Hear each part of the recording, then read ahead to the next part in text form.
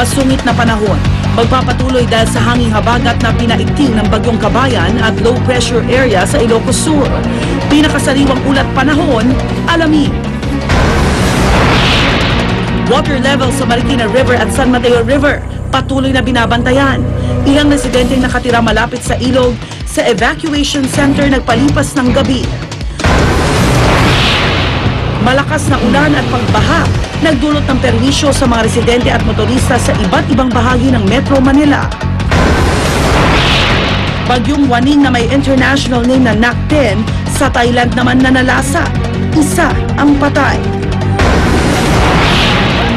At Jennifer Lopez, babalik bang judge sa susunod na season ng American Idol? Huwag pa huli, tutok na sa unang balita. Magandang umaga, narito na mga unang balita.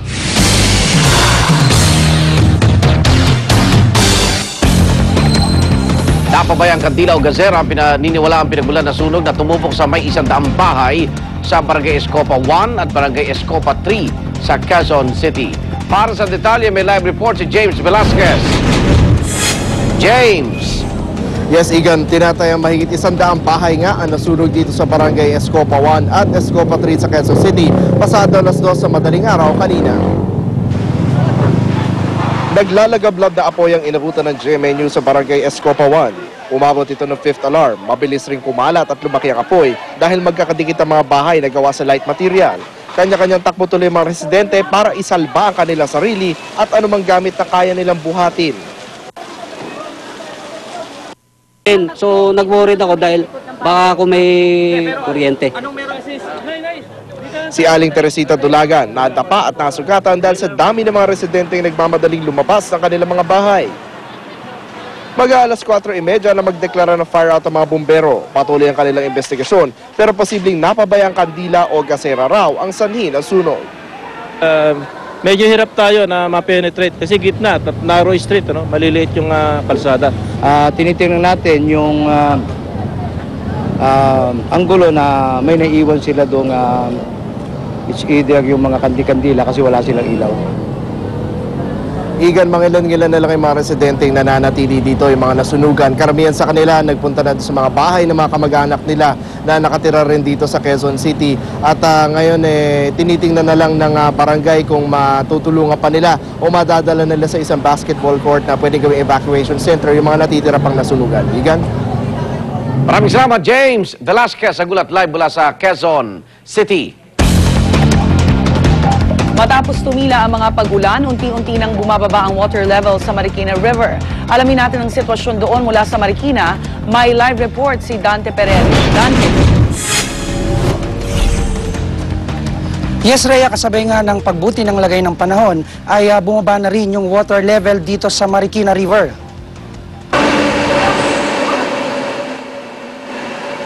Nakahinga na ng maluwag ang mga residente rito nang tumigil ang mga pag-ulan. Hudyat kasi ito na hindi natataas at aapaw ang tubig sa Marikina River.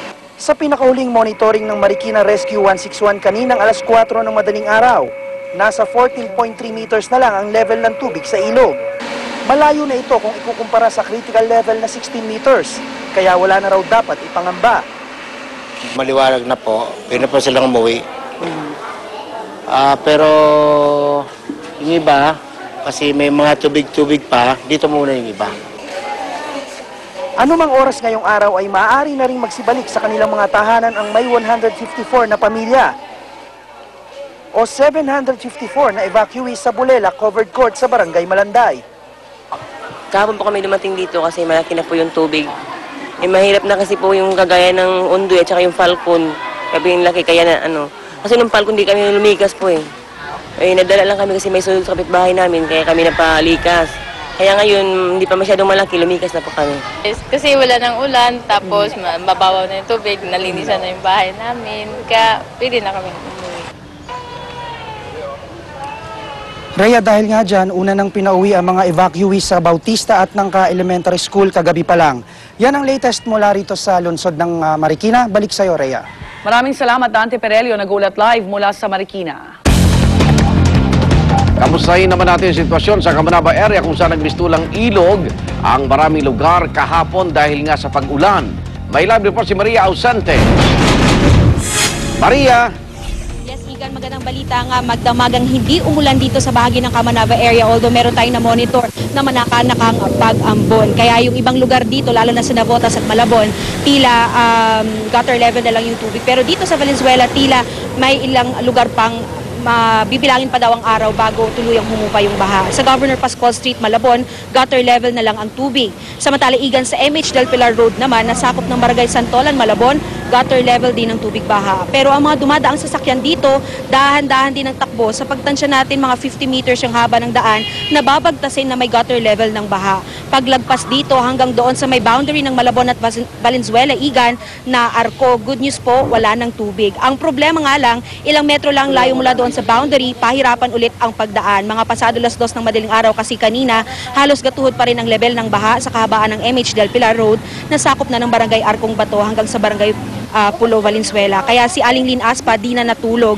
Maging mga anak nitong lalaki ay nakaantabay kahit pangaraw daw kasi bahagi na ng kanilang buhay at bahay ang baha. Mas mainam pa rin daw na alerto sila.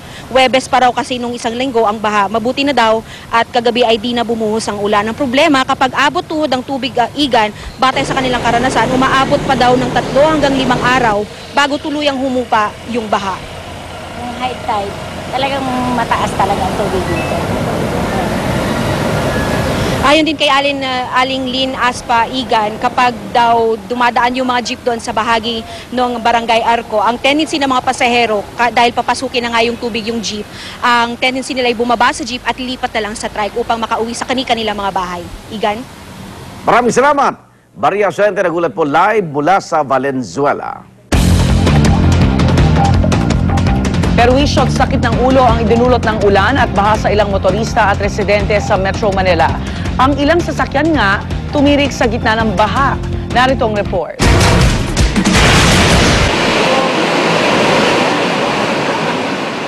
Sa gitna ng bahang ito sa Mother Ignacia Street sa Quezon City, isang kotse ang nasaksihan ng GMA News na lakas loob pa ring sumuong sa baha. Pero sa huli, di kinaya ng sasakyan ng taas ng tubig kaya kinailangan pa itong itulak. Git ng motorista, wala raw kasi mga warning sign o traffic enforcer, sabay bunto ng sisi hindi lamang sa gobyerno, kundi maging sa mga tao sa lugar. So, hindi mo talaga nakita nung pinasok mo yun. I mean, hindi mo alam na ganun siya kalalim. Wala kasi tingnan mo, who will tell me? Who will tell me? Really? Did you guys even tell me? It's like people were waiting for somebody to just do that.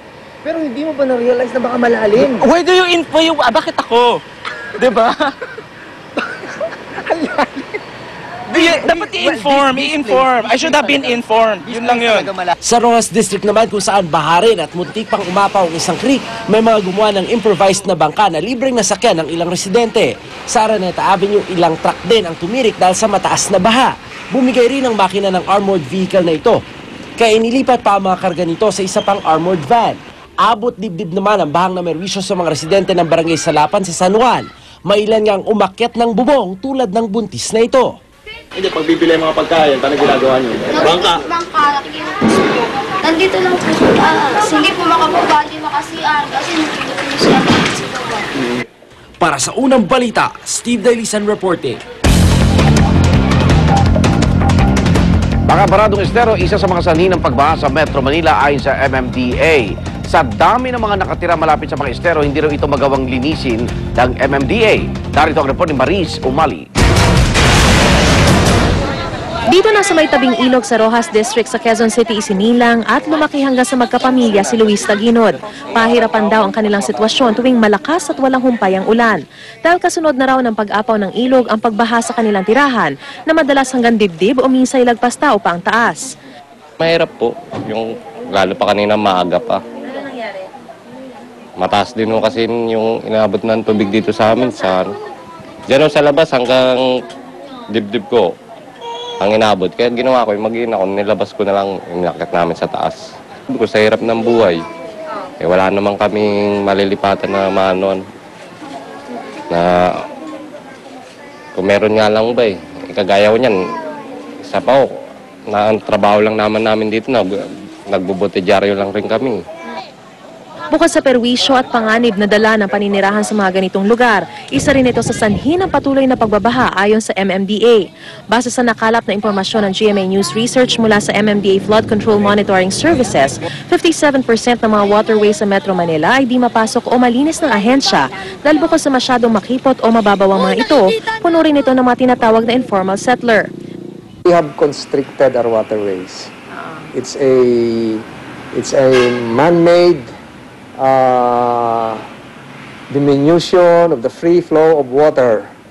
Marami po kasi mga lugar na hindi mapasok ng aming mga makinarya dahil po meron pong mga naninirahan dun sa lugar na dapat ay open spaces. Sa Metro Manila, ang Quezon City ang may pinakamaraming waterway, abot sa 28. Aabot sa 121 na kilometro o 93% ng kabuuang haba nito ay di malinis ng mga makinarya ng MMDA. Aabot naman sa 556,526 na informal settler ang nasa Metro Manila as of 2011. 61,867 dito naninirahan sa may mga tabing ilog, estero o kanal. Pero bukod sa mga informal settler, sanhi rin siyempre ng pagbabaha ang dumaraming basura. Aabot sa 8,100 tons ng basura kada araw ang tinatapos sa Metro Manila. 500 tons ng basurang ito napupunta sa mga estero. Ang mga drainage system naman natin noong 1950s pa tinayo kaya bulok na rin.